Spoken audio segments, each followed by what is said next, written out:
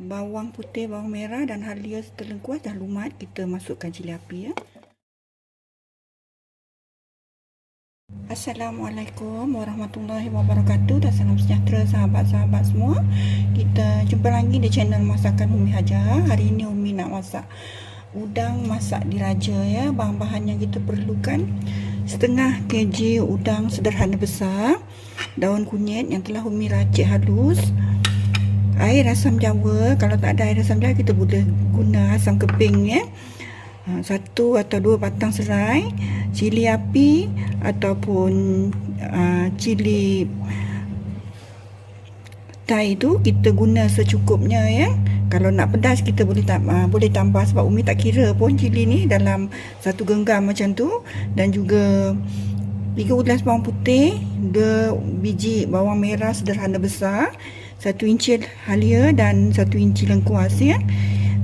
Serta 1 cawan santan, garam secukupnya dan gula Melaka secukupnya, serta serbuk kunyit ya. Umi tak guna kunyit basah, Umi guna serbuk kunyit kering saja ya. Ini saja bahan-bahannya ya sahabat. Jom kita mula. Mula-mula sekali kita kisar bawang, halia dan juga bawang putih ya. Nanti kalau dah lumat baru kita masukkan lada ataupun cili api ni. Bawang putih, bawang merah dan halia serta lengkuas dah lumat. Kita masukkan cili api ya. Kita kisar cili api ni kasar-kasar saja ya. Kita panaskan minyak. Bila minyak dah panas, kita tumis bahan-bahan yang kita kisar tadi ya.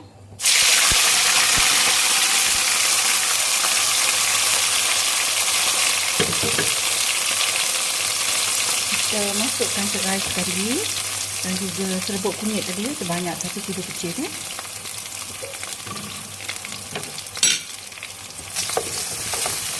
Kita tumis bahan-bahan ni sampai dia naik minyak ataupun sampai dia garing ya.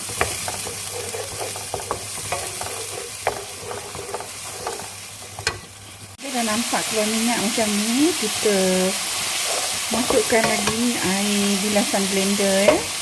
Kita masak lagi dia sampai dia keluar minyak lagi. Nanti baru kita masukkan udang.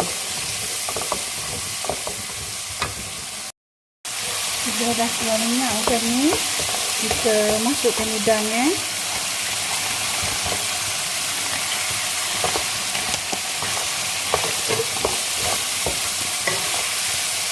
Udang ni kalau kita nak goreng pun boleh, kalau tak nak pun boleh ya. Ini pilihan ya.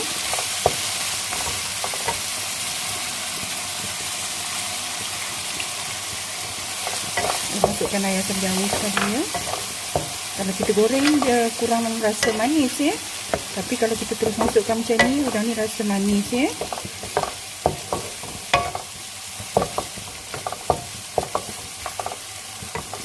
Kita biarkan dia dulu.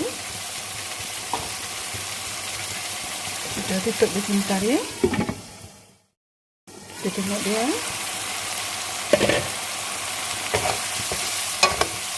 Kita balik-balikkan dia supaya udang ni masak serata ya.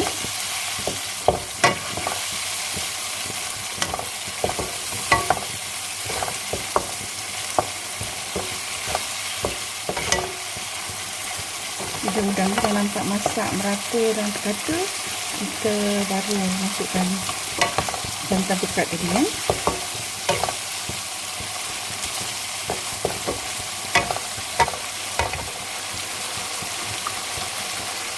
Kita masukkan perasa,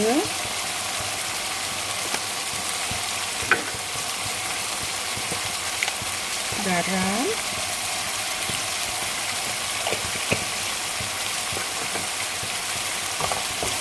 kita gaul dia bagi serata. Dan tak lupa juga kita masukkan 1 sudu kecil gula Melaka ya, ataupun gula perang pun boleh, gula putih pun boleh kalau tak ada gula perang ataupun gula Melaka ya. Dan kita masukkan santan.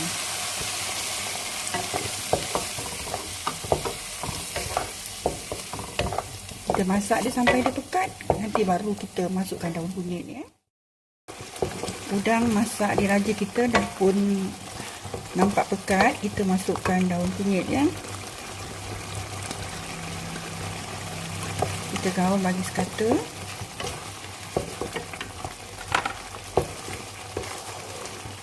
Dan kita tutup api ya.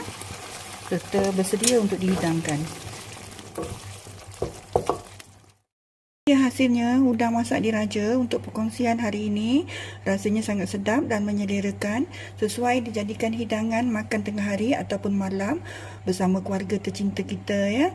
Umi ucapkan ribuan terima kasih dan kita jumpa lagi di video akan datang. Assalamualaikum, salam sejahtera serta selamat mencuba.